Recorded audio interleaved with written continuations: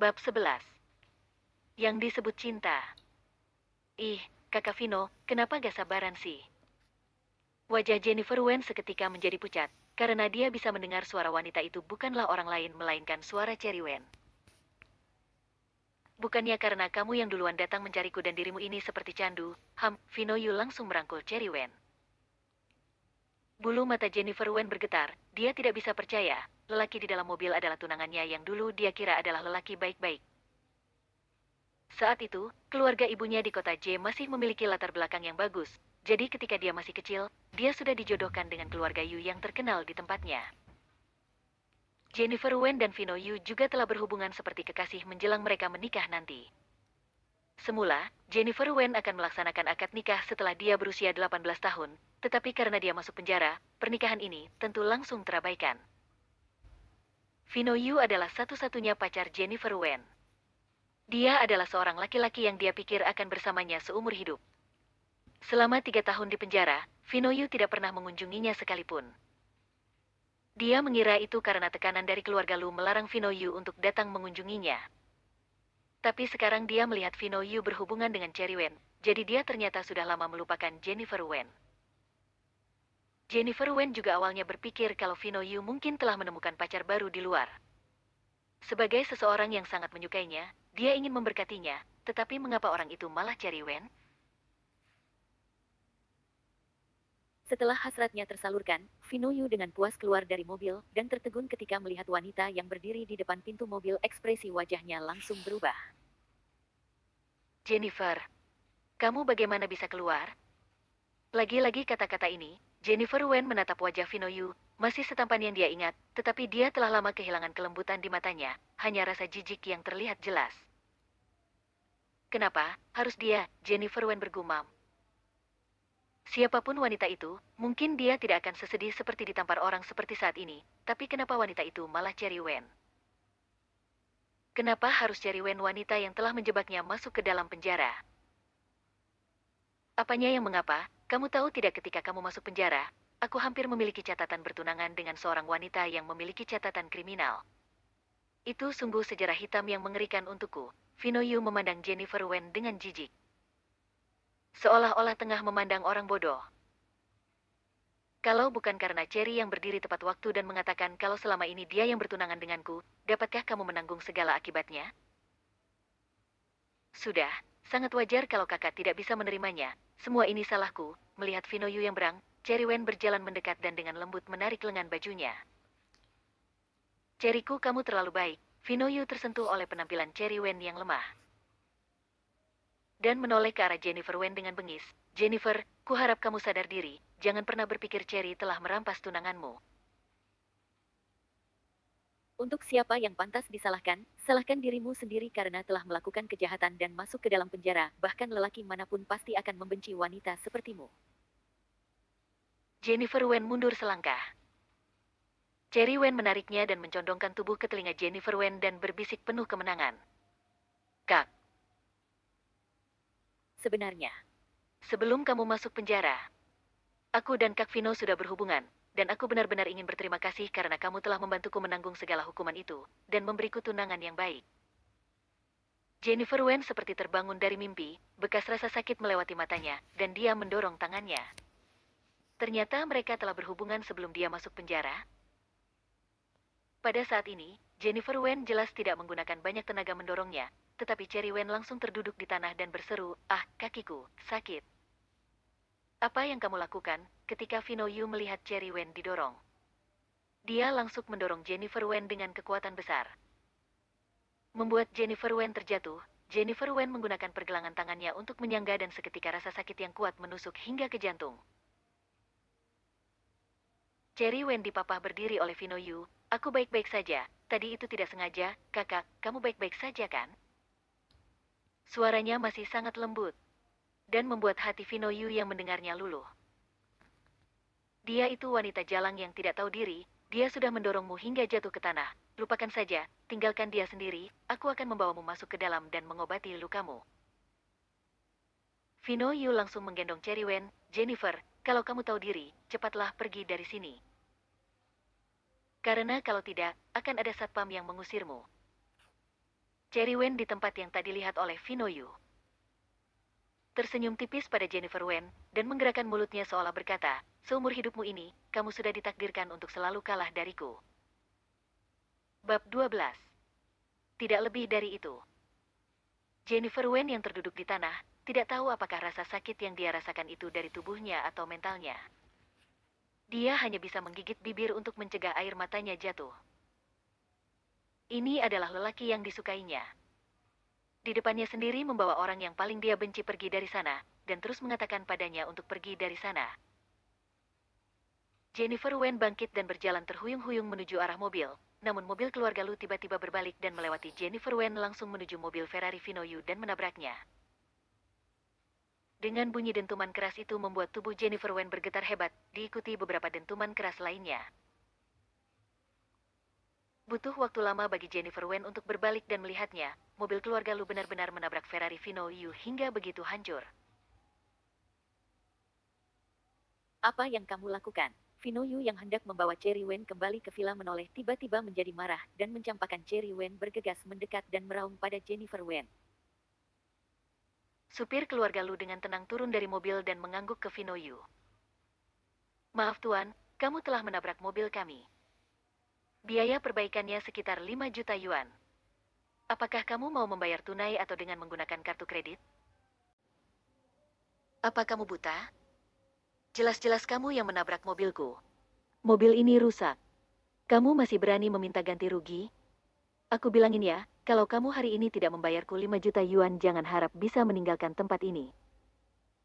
Vino Yu melangkah maju dan mencengkeram kerah baju supir itu, dia terlihat seperti hendak memukulnya.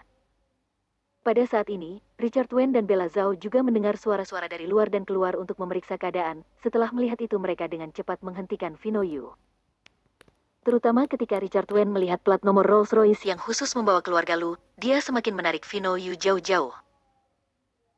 Vino, lupakan saja, biarkan mereka pergi, jangan permasalahkan apa yang terjadi hari ini, nanti Paman akan memberimu mobil yang lebih baik. Paman Wen, ini bagaimana bisa dilupakan? Dia sengaja menabrakkan mobil dan berani meminta ganti rugi. Video CCTV di jalan dan catatan mengemudi di mobilku adalah bukti. Hari ini aku akan memberitahunya apa konsekuensi dari mencari masalah denganku. Vino, itu mobil keluarga Lu. Keluarga Lu keluarga yang tersohor? Kamu mau bersaing dengan keluarga Lu? Kalau kamu benar-benar membuat marah keluarga Lu, warna putih saja bisa dikatakan hitam, dan kamu tidak akan bisa membantah itu. Yang terjadi kali ini anggap saja kalau kamu kurang beruntung dan menyimpan uangmu dari bencana. Richard Wen menunjuk Jennifer Wen dan mengingatkan Vino Yu. Richard Wen sudah dengan susah payah membujuknya dan Vino Yu ketika mendengar kata keluarga Lu langsung kehilangan lebih dari setengah auranya. Terutama ketika dia melihat Jennifer Wen, dia tidak bisa menahan rasa takut. Dalam kasus Jennifer Wen menabrak Nicholas Lu, keluarga Lu sudah ingin membunuh Jennifer Wen. Keluarga Yu tidak mampu menyinggung dan mencari masalah dengan keluarga Lu dan Vino Yu tidak mau berhubungan dengan keluarga Lu. Vino Yu kemudian berpura-pura batuk, dengan tenang merapikan jasnya, berjalan ke arah supir dan berkata, aku lihat mobilmu tidak rusak parah. Mobilku juga rusak. Jadi untuk masalah ini lupakan saja, pergilah, aku tidak akan perhitungan dengan seorang supir. Supir itu tetap tersenyum dengan profesional. Tuan, kamu sepertinya salah paham. Bukan karena kamu yang tidak perhitungan, tetapi aku yang sudah tidak perhitungan denganmu. Tuan kami sangat menyukai mobil ini. Mobil ini di dunia hanya ada 5. Butuh jutaan yuan untuk biaya perbaikan dan perawatan untuk menyeka sedikit cat di lecet bagian depan mobil. Aku tidak perhitungan padamu jadi aku hanya ingin kamu membayar 5 juta yuan untuk biaya perbaikan. Kamu jelas-jelas melihat supir itu masih tidak sadar diri dan malah menyalahkannya dia tidak bisa menahan diri untuk maju dan memukulnya. Cherry Wen juga mendengar perkataan Richard Wen di sebelahnya, tidak ingin Vino Yu mendapat masalah dengan keluarga Lu, dia jadi sengaja bertingkah manja di sebelahnya. Vino, kakiku sakit. Biar ayah saja yang mengurus sisanya, kamu bukannya tadi sangat khawatir dengan cederaku. Pergi sana. Kamu tidak lihat aku sedang repot begini. Fino Yu membentak Cherry Wen dan Jennifer Wen yang berdiri tidak jauh, menonton adegan ini, tertawa miris. Yang disebut cinta ternyata tidak lebih dari itu. Bab 13. Membantunya meluapkan emosi. Cherry Wen shock dan terpuruk, melihat Jennifer Wen tersenyum mengejeknya, giginya bergeretak menahan kebencian, dia akhirnya menghentakkan kakinya dan kembali ke villa. Bella Zhao tidak terima melihat Cherry Wen diperlakukan seperti itu tapi juga takut dengan keluarga Lu, dia akhirnya hanya bisa menelan amarahnya dan berkata pada Fino Yu. Sudah. Bayar saja 5 juta yuan itu, kalau masalah ini tersebar, kamu harus pikirkan karir Cherry. Kalau kejadian saat kamu dan Cherry berada di dalam mobil tadi tersebar, maka itu pasti akan mempengaruhi karir Cherry. Ya, Bella Zhao juga mencapai puncaknya sekarang ini dengan menggunakan metode semacam ini. Setelah melihat rona merah di wajah mereka yang tidak kunjung hilang, dia sudah tahu apa yang dilakukan Fino Yu dan Cherry Wen di dalam mobil. Kalau masalah ini menjadi besar, maka putrinya Cherry Wen pasti akan menjadi yang paling berpengaruh. Tidak peduli mau bagaimana, Bella Zhao tentu harus memikirkan kondisi putrinya. Bagaimanapun juga yang kehilangan uang itu adalah Fino Yu, bukan keluarga Wen. Richard Wen juga melangkah maju. Ya, bayar saja dia. Kalau kamu sampai terlibat dalam gugatan pengadilan, maka yang harus dibayar nanti akan lebih dari 5 juta yuan. Fino Yu dengan marah mengertakkan giginya. Dia dalam waktu yang lama memperhatikan supir itu, dan dalam hatinya betapa ingin memberinya pukulan. Dia bagaimana bisa membiarkan tuan muda Yu sepertinya menerima semua ini. Dan dia bagaimana bisa rela diperbodohi seperti ini. Tetapi setelah berada di bawah tekanan ini, dia hanya bisa mengeluarkan kartunya dan membuangnya. Supir mengeluarkan mesin pos dan mentransfer uang 5 juta yuan dari kartunya. Sebelum pergi, dia tidak lupa tersenyum dan berkata, Tuan Yu, lain kali kamu harus berhati-hati dalam mengemudi. Semoga hari dan hidupmu bahagia. Cepat pergi menyingkir dari sini, sikap supir yang pura-pura polos itu membuat Fino Yu sangat marah dan rasanya mau meledak. Supir dengan tenang masuk ke dalam mobil, mengemudikan mobil sampai ke depan Jennifer Wen, dia kemudian turun dari mobil dan membuka pintu untuk Jennifer Wen. Nona Wen, silahkan masuk ke dalam mobil. Jennifer Wen melihat keluarga Wen dan Fino Yu menderita kerugian yang begitu besar, dia tidak bisa menahan diri dan ingin tertawa, memikirkan orang sesombong Fino Yu bisa dibuli seperti ini. Hati Jennifer Wen menjadi sangat senang, dan langkahnya masuk ke dalam mobil jauh terlihat percaya diri. Saat mobil melaju pergi, Richard Wen terus memperhatikan Jennifer Wen masuk ke dalam mobil keluarga Lu, kemudian menyipitkan matanya. Wanita sialan ini bagaimana bisa berhubungan dengan keluarga Lu? Ketika Bella Zhao melihat kalau supir itu satu komplotan dengan Jennifer Wen, menjadi semakin marah. Nicholas masih koma. Keluarga Lu mengeluarkannya, karena merasa penjara tidak cukup untuk menebus kejahatannya, dan ingin menyiksanya dengan cara yang berbeda. Nasibnya mungkin tidak lebih baik daripada di penjara. Dan yang menunggunya saat ini mungkin bukan surga, tapi neraka. Fino Yu melihat ke arah Jennifer Wen pergi, matanya begitu suram dan penuh perhatian. Saat kembali ke kediaman keluarga Lu, hari sudah gelap. Jennifer Wen hanya makan seadanya dan kembali ke kamar.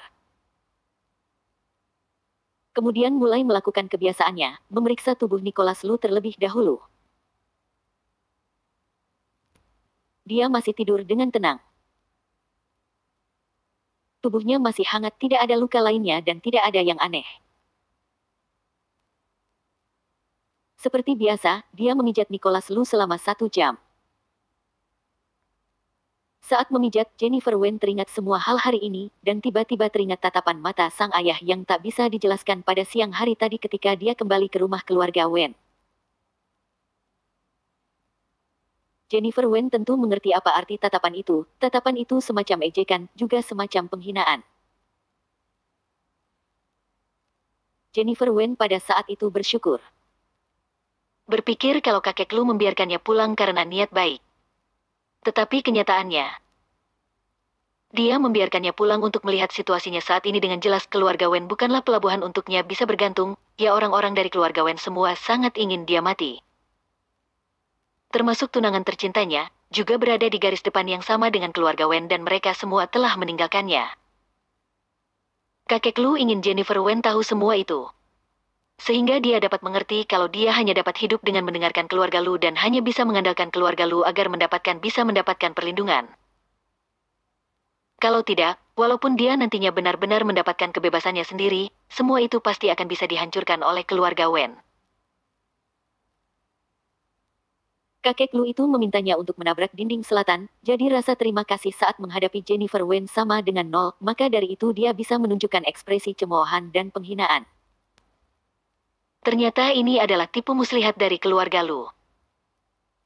Melihat Nicholas Lu di depannya, dan sudah pernah mendengar kalau Nicholas Lu adalah junior yang paling disenangi kakek Lu dan satu-satunya junior yang bisa melampaui kinerja kakek Lu. Kakek Lu sudah menghitung semuanya, lalu bagaimana dengan Nicholas Lu? Kalau dia bangun, apa yang akan dia lakukan?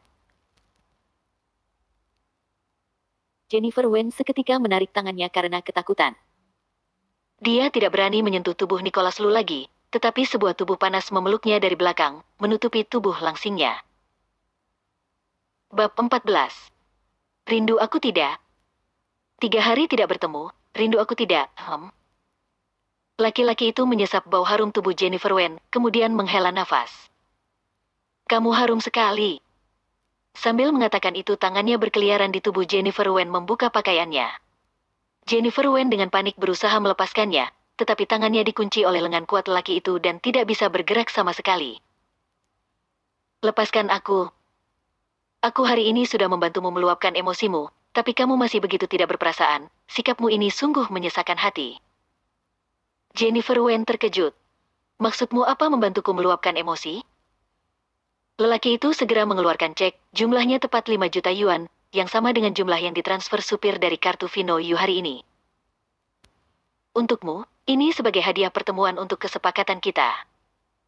Jennifer Wen menerima lembar cek tersebut dengan tidak percaya. Kamu yang memerintah supir itu untuk menabrak mobil Vino Yu hari ini? Siapa kamu, dan kamu bagaimana bisa memerintah orang dari keluarga Lu? Supirnya itu bukan dari keluarga Lu tapi dari keluargaku. Aku bagaimana bisa duduk diam dan menonton wanitaku dibully seperti itu? Meminta mereka untuk membayar sedikit kerusakan atas mentalmu itu hanyalah permulaan. Kalau kamu mau, aku bisa membantumu untuk menghancurkan mereka. Nafas yang dihembuskan lelaki itu membuat seluruh tubuhnya bergetar. Bagaimana? Pasti sangat tersentuh kan? Rasanya ingin mengabdikan diri untukku sekarang, Jennifer Wen sekarang tengah mengalami perang dingin. Selain keluarga Lu dan keluarga Wen, saat ini seorang lelaki asing lainnya muncul tiba-tiba. Keluarga Wen tentu sudah tidak dapat diandalkan, keluarga Lu dapat kapan saja membuat Jennifer Wen jatuh tak bisa bangkit. Hanya orang ini yang memberikan bantuan paling nyata kepada Jennifer Wen. Jadi haruskah dia mempercayainya? Tolong biarkan aku berpikir lagi. Pikiranku saat ini sangat kacau. Bisa beri aku waktu beberapa hari lagi? Jennifer Wen sekarang benar-benar percaya kalau lelaki ini dapat membantunya. Tetapi siapa yang tahu kalau dia sama seperti keluarga Lu, orang yang dapat mengangkatnya ke surga dan juga bisa langsung menginjaknya ke neraka? Jennifer, kesabaranku ada batasnya. Tidak. Aku mohon jangan. Wajah tampan Nicholas Lu yang tertidur terlihat dekat. Dan Jennifer Wen dengan susah payah mengangkat kepalanya dari bawah selimut, melihat Nicholas Lu, dia dalam hatinya merasakan rasa penghinaan dan rasa bersalah yang kuat.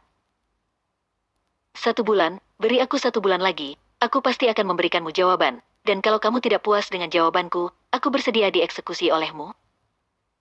Jennifer Wen merasakan udara dingin bersentuhan dengan kulitnya. Dan seluruh tubuhnya terpampang di depan lelaki itu, dikelilingi oleh rasa penghinaan yang luar biasa, dia membenamkan wajahnya di selimut dalam-dalam. Aku mohon. Udara cukup lama membeku, tekanan tak lama menghilang, dan lelaki itu melepaskannya. 1 bulan terakhir. Jennifer, jangan coba menantang kesabaranku. Butuh waktu lama bagi Jennifer Wen untuk mengangkat kepalanya dari selimut, lampu di ruangan itu mati, dan lelaki itu duduk di balkon. Merokok sebatang rokok. Asap samar melayang jauh di bawah sinar bulan. Dan sosok lelaki itu juga diselimuti sinar rembulan dengan samar dan melankolis, bayangan gelap, seolah menyembunyikan rahasia tanpa dasar dan tak terduga. 1 bulan, Jennifer, hanya 1 bulan. Jennifer Wen memperhatikan lelaki itu melompat dari balkon dan menghilang. Dia perlahan-lahan bangkit, dengan tubuh yang sudah telanjang, naik ke tempat tidur, memegang lengan Nicholas Lu, dan membenamkan wajahnya di lengannya. Dia dengan tak berdaya dan rapuh berkata, "Nicholas, menurutmu apa yang harus aku lakukan?" Saat ini, Jennifer Wen hanya bisa menganggap suaminya yang koma ini sebagai satu-satunya orang yang bisa diajak curhat. Setelah Jennifer Wen jatuh tertidur, lengan Nicholas Lu tanpa sadar bergerak dan memeluknya lebih erat. Bab 15. Di mata-matai. Sejak pergi ke villa keluarga Wen, kakek Lu sudah tidak lagi membatasi akses kepergian Jennifer Wen. Jennifer Wen dalam hatinya juga tahu kemanapun dia pergi, keluarga Lu pasti akan bisa mendapatkannya kembali, dan dia sekarang mengerti tidak ada rumah untuknya kecuali rumah keluarga Lu. Disinilah letak kekuatan kepala keluarga. Dia padahal jelas tidak lagi membatasimu, tetapi tetap membuatmu merasa ada rantai besi tak terlihat yang diikatkan padamu, sehingga kamu tidak akan pernah bisa lepas darinya. Tapi bagaimanapun, bisa datang dan pergi dengan bebas itu adalah hal yang baik bagi Jennifer Wen. Setelah mendapat izin pergi dengan bebas, Jennifer Wen kemudian pergi membeli sendiri sebuah ponsel murah dan membeli sebuah kartu. Setelah sempat ragu-ragu, dia mengetik pesan dan mengirimkannya ke sebuah nomor yang dia kenal dengan baik. Dalam waktu kurang dari 1 menit, telepon masuk. "Sid, Jennifer, kamu sungguh keterlaluan, ya. Aku menelepon ke penjara mencarimu dan mengetahui kalau kamu sudah keluar lebih awal. Ini sudah lebih dari sebulan kamu kemana saja, kenapa baru berpikir untuk menghubungiku? Kamu tahu tidak aku mencarimu sudah hampir gila." Suara Hansen Bai keluar dari seberang telepon, dan hati Jennifer Wen langsung terasa hangat. Saat itu, dia menggantikan Cherry Wen sebagai tersangka. Tidak ada yang percaya padanya. Hanya Hansen Bai yang ada di pihaknya. Kemudian, saat Jennifer Wen hampir terbunuh di penjara, dialah yang datang menyelamatkannya dengan membuat kesepakatan dengan orang tuanya untuk belajar di luar negeri mengambil alih perusahaan. Sehingga keluarganya akhirnya mau menyelamatkan nyawa Jennifer Wen. Tanpa dia, mungkin tidak akan ada Jennifer Wen saat ini. Jennifer Wen tersenyum, "Ini tidak bisa menyalahkanku ya, aku juga tidak menyangka aku bisa keluar. Aku sudah menelepon nomor domestikmu, dan tidak ada yang menjawabnya. Aku juga tidak menemukan nomor luar negerimu. Keluarlah, aku mengetahui kabar baik, jadi aku menemukan alasan untuk kembali ke sini, ayo pergi makan bareng." Sesampai di sana, Jennifer Wen melihat Hansen Bai sudah menunggu di sana. Setelah melihatnya, dia berjalan memberinya pelukan beruang yang kokoh, turut sedih dengan segala yang kamu alami. Jennifer Wen menggelengkan kepala, semua sudah berlalu. Hansen Bai Yan memandang Jennifer Wen dengan tatapan mata yang dalam. Dia terlihat lesu dan dewasa dari sebelumnya. Sepertinya, selama ini dia sudah sangat menderita dan mencicip rasa pahit yang luar biasa. "Sudah, jangan bicarakan itu, ayo makan." Jennifer Wen tak ingin saat berkumpul membicarakan hal itu, dan berinisiatif memecah keheningan. Keduanya kemudian duduk dan berbicara tentang situasi baru-baru ini sambil makan. "Apa kamu sudah menikah dengan Hansen Bai?" Hampir terselek makanannya. Sejujurnya, dia bukan tidak mengenal Nicholas Lu, tapi lelaki itu terlalu misterius dan terlalu berbahaya. Dia seperti harimau, mangsa biasa, bisa langsung ditelan olehnya. "Jen, kamu cepatlah cerai. Orang itu bukan orang yang bisa kamu lawan. Aku akan mengaturmu untuk pergi ke luar negeri. Setelah kamu sampai di luar negeri, kamu bisa memulai semua dari awal kembali. Tidak mungkin, aku bisa keluar dari penjara itu karena tangan keluarga Lu. Kalau aku lari, menurutmu mereka akan melepaskanku?" Mata Hansen Bai menjadi gelap, dia tahu kekuatan keluarga Lu dan keluarga Bai tidak bisa melawan mereka. "Maaf Jen, semua karena aku yang tidak kompeten, hingga bisa." "Tidak apa-apa, tanpamu, aku tidak tahu apakah aku masih bisa bernafas di dunia atau tidak." Jennifer Wen memegang tangan Hansen Bai. "Jangan khawatir, aku baik-baik saja. Keluarga Lu sepertinya tidak menginginkan nyawaku. Dan itu sudah cukup untuk hidupku. Jangan khawatir, aku masih harus membalas dendam. Aku tidak akan menyia-nyiakan hidupku. Kalau aku mati, segalanya pasti akan hilang." Jennifer Wen melihatnya mengerutkan kening sengaja menghiburnya. Jennifer Wen pura-pura tenang dan tersenyum, tapi tiba-tiba merasakan tatapan tajam mengawasinya di belakangnya, membuat tulang punggungnya menggigil seolah orang itu ingin menembusnya. Dia melihat ke belakang, tapi tidak melihat siapa yang tengah menatapnya dengan tatapan mengerikan itu. Setelah melihat sekeliling beberapa kali, Perasaan tidak enak di hatinya menjadi semakin kuat. Begitu dia menoleh, ponsel yang baru dibeli berdering, menunjukkan rangkaian nomor asing di atasnya. Ketika Jennifer Wen mengangkatnya, sebuah suara dingin datang dari ujung telepon.